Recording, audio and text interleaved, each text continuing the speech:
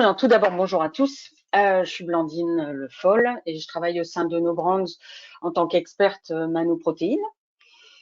À la suite des explications riches du professeur Aude Vernet sur les différentes méthodes de stabilisation et également qu'elle a bien développé également les méthodes d'évaluation, je vais vous présenter un exemple de stabilisant tartrique, les manoprotéines et plus particulièrement Claristar. Pour commencer, je voudrais faire un rappel sur ce qu'est une manoprotéine. Il s'agit de composés de la famille des polysaccharides et qui sont localisés dans la paroi cellulaire de levure. Et il en existe de différentes tailles parce que c'est une famille très hétérogène.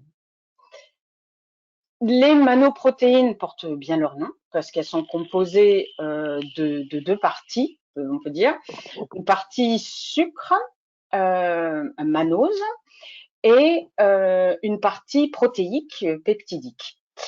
L'hétérogénéité en fait de ces composés vient ou provient des variations qu'il peut y avoir entre ces différents éléments qu'ils composent, c'est-à-dire qu'on peut avoir des chaînes de mannose plus ou moins longues, des chaînes peptidiques juste pareil, plus ou moins, avec des tailles différentes, et ce qui donne aussi, on peut avoir de ce fait des ratios protéines mannose ou partie peptidique sucre qui varient grandement.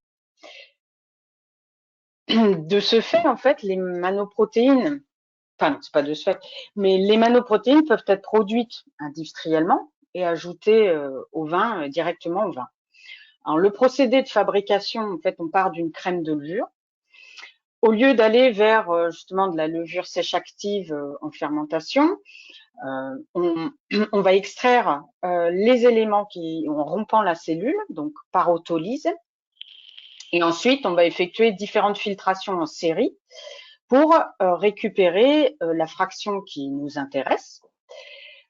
On a fait le choix, il y a au tout début, on travaillait sur les manoprotéines, c'était vraiment des balbutiements, d'avoir des produits sous forme liquide. D'une part parce qu'on souhaitait garder les manoprotéines dans un état originel, et aussi on avait fait ce choix pour faciliter l'utilisation des produits. Au sein de No Brands, en fait, notre expertise, elle intervient justement dans à différentes étapes, par le choix de la souche de levure, par les variations des conditions d'extraction et aussi les conditions d'ultrafiltration qui peuvent varier et faire varier la fraction qu'on va obtenir. Ensuite, du coup, on va pouvoir obtenir différentes fractions. Claristar est la première manoprotéine que nous avons produite et commercialisée. C'était en 2007, hiver 2007. Et l'objectif était d'effectuer une stabilisation tartrique des vins. C'était vraiment l'objectif et c'était comment répondre à cette demande avec un produit extrait de levure. Et puis plus tard, en ayant acquis plus d'expérience, autant en production que justement sur le terrain, de fonctionnalité, on a pu travailler plus finement et obtenir d'autres types de fractions avec une contribution de stabilisation tartrique, mais un impact organoleptique peut-être plus spécialisé ou différent. Si on revient sur la stabilisation tartrique avec Claristar, on parle ici d'une manoprotéine de stabilisation de l'hydrogénotartrate de potassium pour les vins blancs, rosés et rouges. En fait, les manoprotéines se fixent sur le le germe de nucléation au tout début et désorganisent l'organisation cristalline. De ce fait, en fait, de cette partie non visible, on va avoir une désorganisation, donc impossible d'organiser ce cristal, donc pas de croissance, pas d'agglomération, et donc une stabilisation par inhibition, une stabilisation des éléments de la cristallisation tartrique. Oui, tartrique. C'est un produit qui a une efficacité long terme avec une stabilité dans le temps. Et ce qu'on propose, c'est qu'on a une approche clé en main, C'est-à-dire qu'on travaille avec des laboratoires partenaires afin d'accompagner au plus près les utilisateurs. Et ça passe par une évaluation de la stabilité colloïdale et de l'instabilité tartrique afin de justement valider une dose de Claristar précise. Depuis 2007, on a vraiment beaucoup progressé dans cette approche analytique et je vais détailler plus tard cette partie-là. Je voulais faire tout d'abord un rappel des avantages que nos utilisateurs voient et nous citent. Souvent, c'est vraiment l'avantage d'une facilité d'ajout, l'avantage de pouvoir être utilisé en production biologique, sur des vins biologiques, et sans avoir d'interaction particulière avec les composés polyphénoliques, donc utilisation blanc, rouge, rosé sur des vins tranquilles, et un gain qualitatif en sus de la stabilité tartrique. Alors sur ce point-là, on a également beaucoup analysé, parce que c'était quelque chose qui revenait. Et bon, tout d'abord, en fait, le fait d'ajouter quelque chose, on ne change pas les paramètres du vin. On ne fait pas de traitement en enlevant des composés. Tous les éléments seront là. Mais après, ce qui est intéressant aussi, c'est qu'on peut, bon, ça c'est l'effet manoprotéine, il y a vraiment une sensation d'augmentation de volume et de rondeur en bouche. Et quelque chose qui a été beaucoup cité, et après on l'a vu, justement en l'ayant cité, on a cherché à le voir analytiquement, et on voit qu'il y a vraiment une résistance pendant le stockage, pendant l'élevage. Les vins, comparés à d'autres méthodes de stabilisation à froid, il y a une sorte de protection qui se fait sur cette fraîcheur aromatique, sur le potentiel aromatique que peuvent avoir les vins qui vont être traités avec Claristar. Et ça, c'est vraiment quelque chose qui est retenu par les utilisateurs, c'est ce double avantage de stabiliser et améliorer les vins. Alors, pour revenir sur cet aspect technique, parce que c'est une partie technique et je voudrais faire un rappel aussi à ce qu'a dit le professeur Aude-Vernet dans sa présentation et détailler en fait quelle est notre approche par rapport à la manoprotéine Claristar. Au moment du lancement, on travaillait beaucoup avec le test à froid, voilà, qui est la méthode OIB, le -6, qui est enregistré de cette manière-là. -4 degrés 6 jours, qui était OK pour les blancs et les rosés, mais ça nous a posé quelques soucis sur les vins rouges. Et aussi, on avait vraiment cette envie, et les laboratoires avec qui on travaillait, et d'autres distributeurs, nos utilisateurs voulaient pouvoir travailler rapidement et avoir une réponse plus rapide sur l'utilisation, sur l'état d'instabilité, et pouvoir aussi avoir quelque chose d'un peu plus complet. Donc du coup, on a regardé les méthodes qui utilisaient la conductivité, et la température de saturation nous a semblé très intéressant. Alors pourquoi? Parce que Aude et professeur Werner a très bien détaillé ça, parce que la TSAT, en fait, ou la température de saturation est un paramètre qui est reproductible, mais ce n'est pas, il n'y a pas d'effet des variables liées au phénomène de cristallisation. On a une valeur.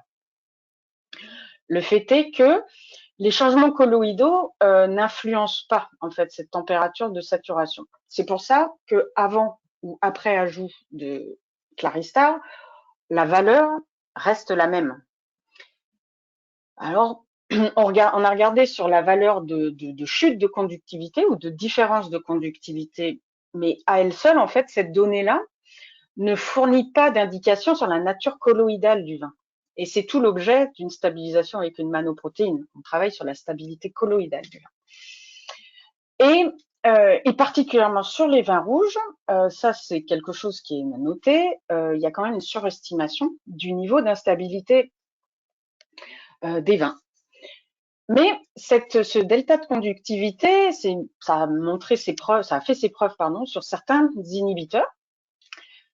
Donc, en retravaillant, et surtout sur la stabilité, la température de stabilité, température de saturation, pardon, on s'est intéressé à ce paramètre-là, mais en fait, on a regardé ce qu'il englobait et comment c'était calculé. Et donc, c'est avoir une approche un peu plus précise, un peu plus fine, hein, mais sur ce paramètre-là. Donc, si je reprends la courbe qu'a très bien expliqué professeur Aude-Vernet, c'est-à-dire cette analyse des courbes de saturation, donc où on voit qu'on a notre vin et on descend en température pour forcer une cristallisation. Là, on a ajout de cristaux et on remonte en température. Et en travaillant en collaboration avec on a un de nos laboratoires partenaires qui a vraiment voulu donner ce travail de conductivité aux manoprotéines toute sa force, c'était de comparer tout ce qu'il voyait avec et sans manoprotéines, donc des vins instables. Donc il voyait cette zone que je vous ai symbolisée par la flèche bleue, qui en fait cette zone-là variait et changeait, alors que la valeur de température de saturation ne changeait pas. Et il a vu que dans tous les vins qui étaient stables, traités avec l'Aristar, la courbe, justement, était superposée. Il y avait vraiment une superposition des deux courbes.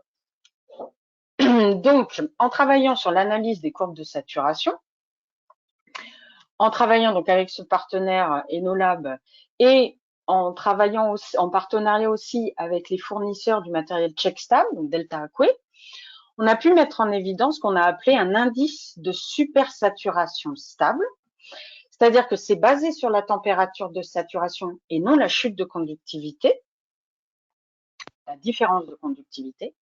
Ça permet d'évaluer la stabilité colloïdale du vin, donc prendre en compte tous les polysaccharides et tous les impacts des colloïdes dans le vin, et pas seulement vis-à-vis de la stabilité tartrique ou de l'instabilité à ce niveau-là.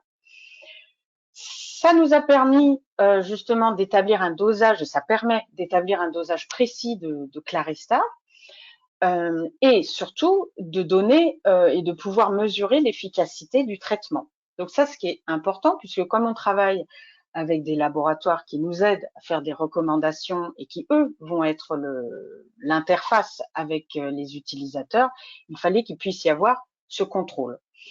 Donc ça, c'est vraiment quelque chose de très intéressant. Et on a développé, si cela vous intéresse, on peut vous fournir le document qui explique plus cette méthode.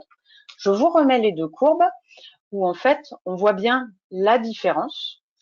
Et cette valeur en fait d'ISS, avec justement le travail avec les fournisseurs de CheckStab, ça devient une valeur. Donc ça nous permet vraiment de se focaliser sur les vins